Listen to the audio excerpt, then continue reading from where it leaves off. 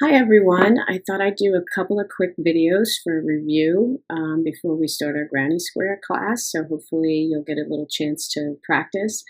I do think that crochet is more enjoyable when you get to know all the stitches and you feel relaxed when you're doing it, so hopefully you will get some uh, time to be able to practice. I know time is a hot commodity, but I hope you get some time to practice because I think you'll have more fun the more relaxed you are. So, having said all that, this first video is just going to be the slip knot and the chain. And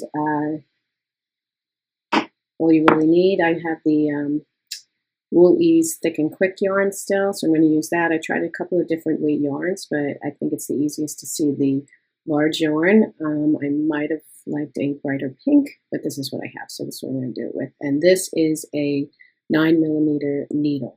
So the slip knot that we have been using in class goes like this. So we leave about a 6-inch tail, and the yarn hanging is your tail yarn. The yarn coming from the ball is either called your working yarn or your ball yarn. And so what you're going to do is you're going to take the working yarn or the ball yarn, and you're just going to make a small circle, crossing it on top of the tail yarn. Then you're going to take the working yarn and you're going to bring it behind the circle that you made, and you're going to pass it right through and pull it up. Then you're going to take your needle and you're just going to snug it up a little bit. You don't want to have a huge gap between your slip knot and your hook, but you want to have enough that you can move it back and forth. You don't want to strangle it. So not too tight, not too loose.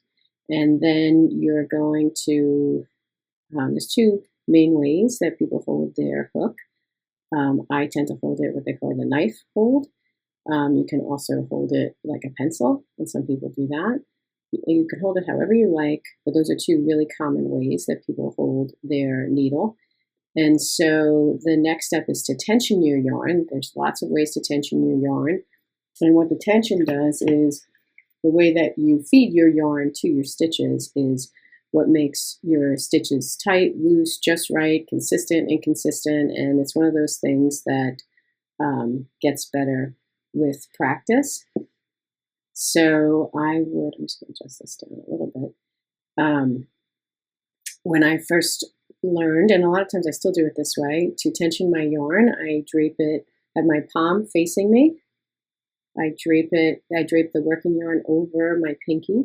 Then I turn my hand around, and then I drape it over my index finger. And then I pinch right under my hook, so I have control. I pinch that with my middle finger and my thumb. So that would be how I'm ready to go. Another way to tension your yarn is really just to drape it over that ring finger. And then you could also be ready to go. So do what's comfortable for you. There's lots of different ways, but those are two ways. So our next step, after we've done our slip knot, we've tensioned our yarn. And so the tail yarn is towards me, your working yarn is away from you, and you're ready to do your chain stitch. So in order to do a chain stitch, you're just going to yarn over, and yarn over is bringing the yarn from behind the hook and then towards you. So from behind to the front. And then when you are going to do a stitch, you want to turn your hook from this position to this position so you sort of can tuck it through the hole. That's your best chance of not splitting the yarn and being able to get it through the loop on your hook successfully without fighting it. So you're going to yarn over again from back to front, and you're going to pull it through, and that's it. That is your chain stitch. Yarn over, pull through. Yarn over, pull through. Yarn over, pull through. And you are chaining. What I also do to keep control is I pinch. Every time I do a new chain, I move up and I pinch right underneath it. So my middle finger and my thumb are always really pinching the next stitch, so I always have some control right under the loop on my hook. So you can just continue and practice that. Yarn over, pull through, and this is always the basis when you start your project, you often have to chain a certain amount. So this is what we mean by chain, and I just want to take a quick look at the chain itself so that you know how to look at your chain and what each thing is. This right here is your slip knot, so it's not a stitch, but each of these little V's is a stitch. So you can go through when you want to count them, and you can count the V's. So you would count them like this: 1, 2, 3, 4, 5, 6, 7, 8, 9, 10, 11, 12, 13, 14, 15. So I have 15 V's. You can also count them if you flip over your chain. Hopefully you can see this. When you flip over your chain, you can count the bumps on the back.